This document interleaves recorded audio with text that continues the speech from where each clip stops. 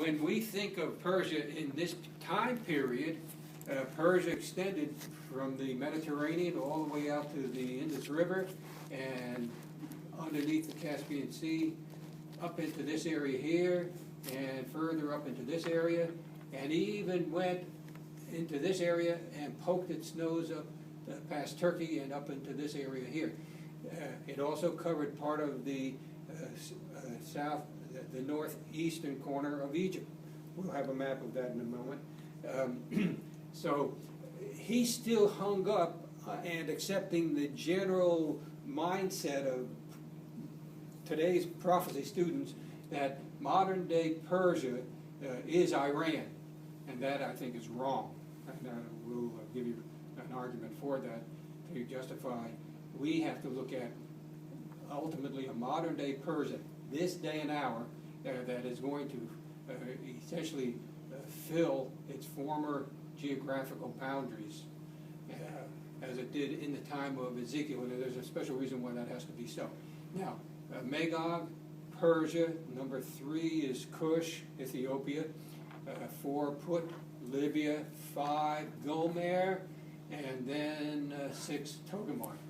Now, with this ancient map, reflecting back in the days of Ezekiel at the time he made the prophecy, considering that here is Jerusalem right here, here is the Galilee and the Dead Sea, the Jordan River, okay? With respect to Israel, look at this set of Magog allies. What do we conclude? Israel's completely surrounded by the known world. So today we have to extrapolate and conclude that his prophecy being fulfilled in our time, you know, where it said after many days the attack will take place, we have to say that we have to look at our map today and see that the same conditions are prevailing, that Israel is utterly and totally surrounded, okay, by this Magog military alliance.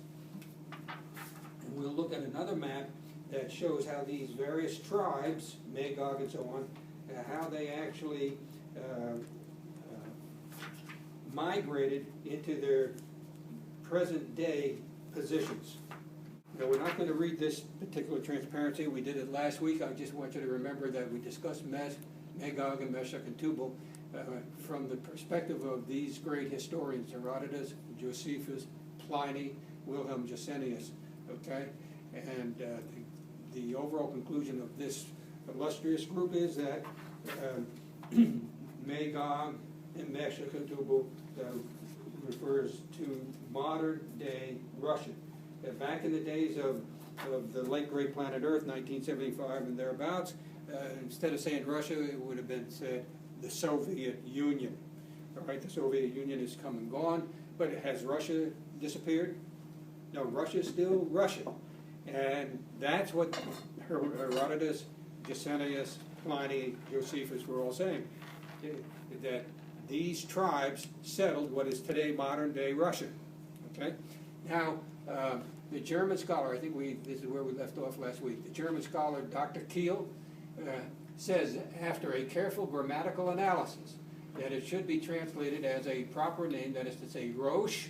He says the Byzantine and Arabic writers frequently mention a people called Ros and Rus, dwelling in the country of Taurus, and reckoned among the Scythian tribes.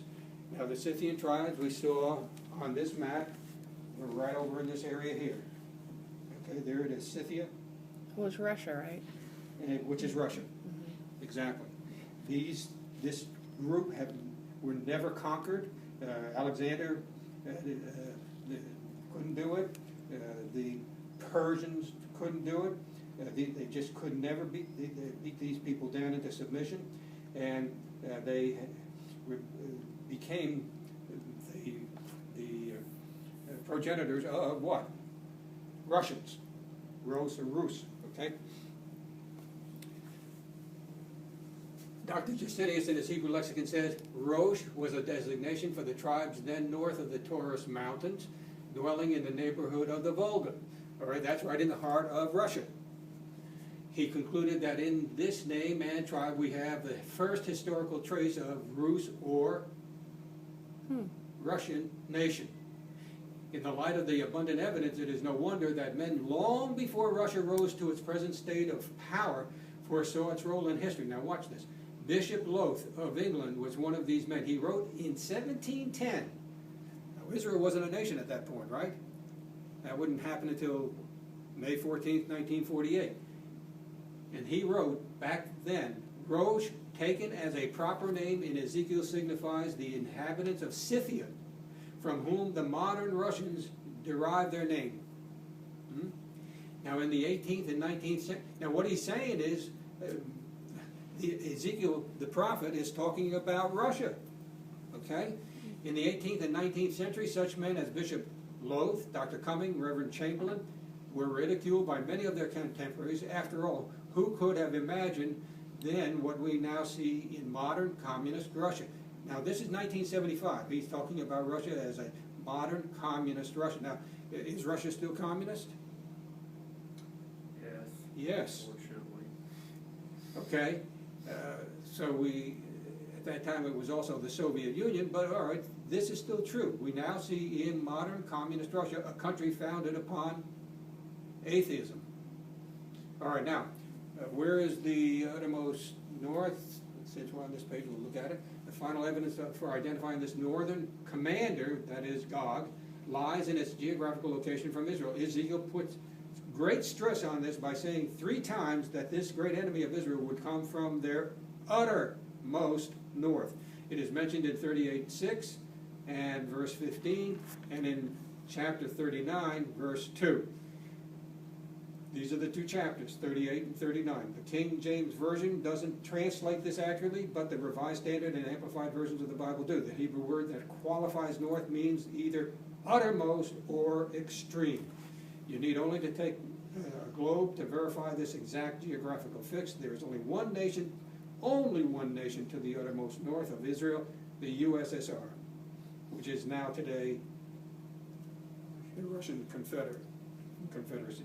Thus saith the Lord God, are you he of whom I have spoken in olden times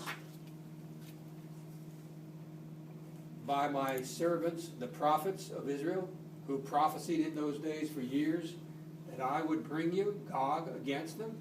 Ezekiel 38:17. The answer to this challenging question thrown down by God through Ezekiel centuries ago is now rather obvious, wouldn't you say? General Dayan's statement. Remember General Dayan? Famous Israel military leader that won the 6-day war, and he had that eye patch. Remember him? They're very young, these girls, aren't